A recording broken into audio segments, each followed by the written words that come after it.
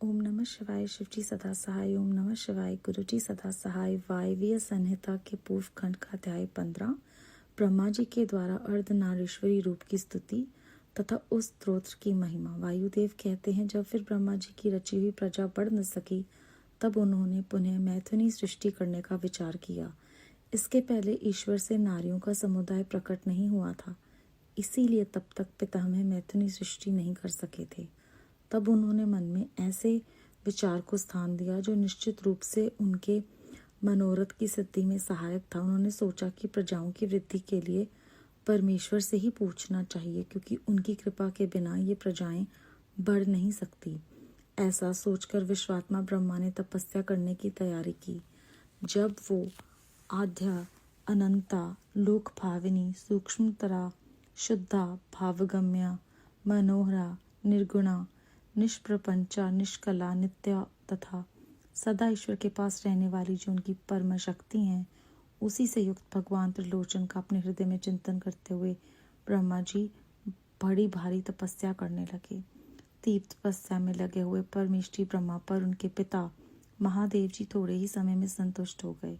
तदनंतर अपने अनिर्वचनीय अंश से किसी अद्भुत मूर्ति में अविष्ट हो भगवान महादेव आधे शरीर से नारी और आधे शरीर से ईश्वर होकर स्वयं ब्रह्मा जी के पास गए। उन सर्वव्यापी, सब कुछ देने वाले, सत असत से रहित, समस्त उपमाओं से शून्य, शरणागत वत्सल और सनातन शिव को दंडवत प्रणाम करके ब्रह्मा जी उठे और हाथ जोड़ महादेव जी तथा महादेवी पार्वती की स्तुति करने लगे। ब्रह्मा बोले, देव महादेव आपकी जय हो, ईश्वर महेश्वर आपकी जय हो, सर्वगुण श्रेष्ठ शिव आपकी जय हो, संपूर्ण देवताओं के स्वामी शंकर आपकी जय हो, प्रकृति रूपिणी कल्याणमयी उमे आपकी जय हो, प्रकृति की नायके आपकी जय हो, प्रकृति से दूर रहने वाली देवी आपकी जय हो, प्रकृति सुंदरी आपकी जय हो, अमोघ माया और सफल मनोरथ देने वाले देव आपकी जय हो, जय हो, अमोघ महालीला और कभी व्यर्थ न जाने वाले महान बल से युक्त परमेश्वर आपकी जय हो, जय हो, संपूर्ण जगत की माता उमे आपकी जय हो, विश्व जगन में आपकी जय हो, विश्व जगत धात्री आपकी जय हो, समस्त संसार की सखी सहायके आपकी जय हो। प्रभु, आपका ऐश्वर्य तथा धाम दोनों सनातन है, आपकी जय हो, जय हो, आपका रूप और अनुचर वर्ग भी आपकी ही भांति सनातन है, आपकी जय हो, जय हो, अपने 3 रूपों द्वारा तीनों लोकों का निर्माण, पालन और संहार करने वाली देवी आपकी जय हो, जय हो, जय हो, तीनों लोकों अथवा आत्मा, अंतरात्मा और परमात्मा, तीनों आत्माओं की नायके आपकी जय हो। प्रभु, जगत के कारण तत्वों का प्रादुर्भाव और विस्तार आपकी कृपा दृष्टि के ही अधीन है, आपकी जय हो। प्रलय काल में आपकी अपेक्षा युक्त कटाक्षपूर्ण दृष्टि से जो भयानक आग प्रकट होती है, उसके द्वारा सारा भौतिक जगत भस्म हो जाता है, आपकी जय हो। देवी, आपके स्वरूप का सम्यक ज्ञान देवता आदि के लिए भी असंभव है, आपकी जय हो। आप आत्म तत्व के सूक्ष्म ज्ञान से प्रकाशित होती हैं, आपकी जय हो। ईश्वरी, आपने स्थूल आत्म शक्ति से चराचर जगत को व्याप्त कर रखा है, आपकी जय हो, जय हो। प्रभु, विश्व के तत्वों का समुदाय अनेक और एक रूप में आपके ही आधार पर स्थित है, आपकी जय हो। आपके श्रेष्ठ सेवकों का समूह बड़े बड़े असुरों के मस्तक पर पांव रखता है, आपकी जय हो। शरणागतों की रक्षा करने में अतिशय समर्थ परमेश्वरी आपकी जय हो। संसार रूपी विश्व वृक्ष के उगने वाले अंकुरों का उन्मूलन करने वाली उमे आपकी जय हो। प्रादेशिक ऐश्वर्य, वीर्य और शौर्य का विस्तार करने वाले देव आपकी जय हो। विश्व से परे विद्यमान देव, आपने अपने वैभव से दूसरों के वैभव को तिरस्कृत कर दिया है, आपकी जय हो। पंचविधि मोक्ष रूप पुरुषार्थ के प्रयोग द्वारा परमानंद में अमृत की प्राप्ति कराने वाले परमेश्वर आपकी जय हो। पंचविध पुरुषार्थ के विज्ञान रूप अमृत से परिपूर्ण स्तोत्र स्वरूपिणी परमेश्वरी आपकी जय हो। अत्यंत भयानक संसार रूपी महारोग को दूर करने वाले वैद्य शिरोमणि आपकी जय हो। अनादि कर्मल एवं अज्ञान रूपी अंधकार राशि को दूर करने वाली चंद्रिका रूपिणी शिवे आपकी जय हो। त्रिपुर का विनाश करने के लिए कालाग्नि स्वरूप महादेव आपकी जय हो। त्रिपुर भैरवी आपकी जय हो। तीनों गुणों से युक्त महेश्वर आपकी जय हो। तीनों गुणों का मार्दन करने वाली महेश्वरी आपकी जय हो। आदि सर्वज्ञ आपकी जय हो। सबको ज्ञान देने वाली देवी आपकी जय हो। प्रचुर दिव्य अंगों से सुशोभित देव आपकी जय हो। मनोवांछित वस्तु देने वाली देवी आपकी जय हो। भगवान देव, कहाँ तो आपका उत्कृष्ट धाम और कहाँ मेरी तुच्छ वाणी, तथापि भक्तिभाव से प्रलाप करते हुए मुझ सेवक के अपराध को आप क्षमा कर दें। इस प्रकार सुंदर उक्तियों द्वारा भगवान रुद्र और देवी का एक साथ गुणगान करके चतुर्मुख ब्रह्मा ने रुद्र एवं रुद्रांगिनी को बारंबार नमस्कार किया।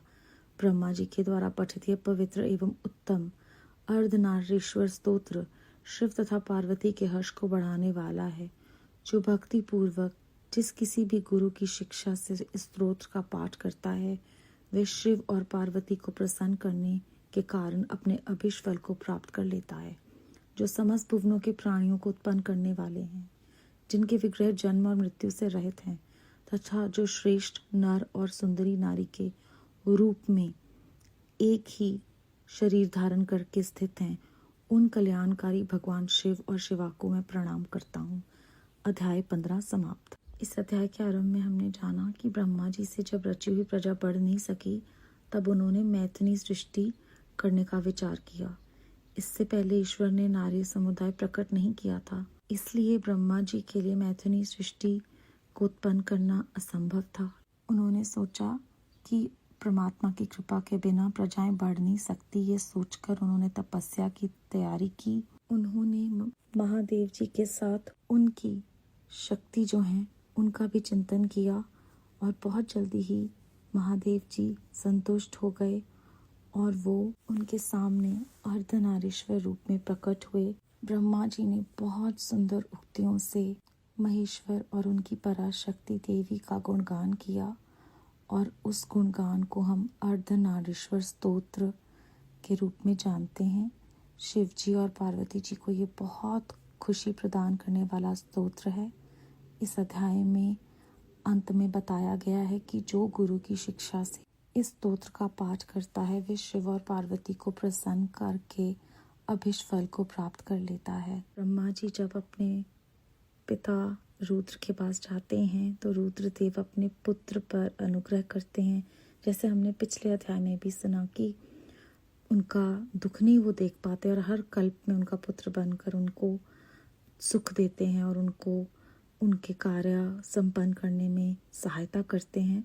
इस अध्याय में भी हमने वही जाना कि जब वो उनका ध्यान करते हैं और उनकी शक्ति के बारे में भी चिंतन करते हैं, तो वो बहुत जल्दी संतुष्ट हो जाते हैं और उनके सामने प्रकट हो जाते हैं, उनको दर्शन देते हैं। और जब ब्रह्मा जी उनकी भक्ति भाव से स्तुति करते हैं तो वो प्रसन्न हो जाते हैं। इस प्रकार ब्रह्मा जी बताते हैं कि आप सर्वगुण श्रेष्ठ हैं, शिव जी महाराज देवताओं के स्वामी हैं।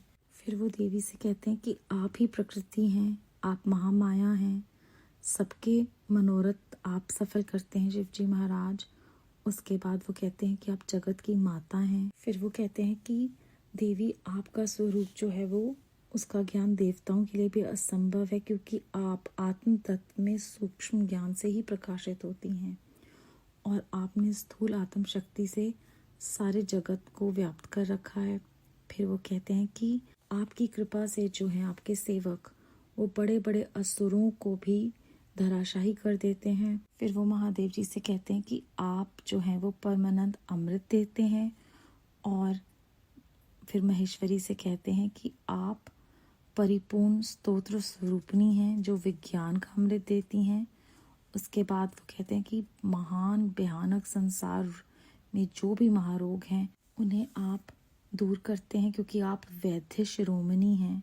और वो देवी से कहते हैं कि आप जो है वो अंधकार को दूर करती हैं, भाव ज्ञान आप ही की कृपा से मिलता है। और वो अंत में उनसे क्षमा भी मांगते हैं, तो हमें प्रेरणा देते हैं कि हमें नहीं पता कि हम कितने जाने अनजाने में गलतियां करते हैं। तो स्वयं ब्रह्मा जी जो है वो हमें यहाँ प्रेरणा दे रहे हैं कि हमें अपनी गलतियों की क्षमा मांगनी चाहिए और फिर इस अध्याय में अंत में ये भी बताया है कि भक्ति पूर्वक गुरु की शिक्षा से जो भी स्तोत्र का पाठ करता है, तो भाव हम कितने ही भाग्यशाली हैं कि गुरु जी की कृपा से हमें ये सब कुछ सुनने को मिल रहा है।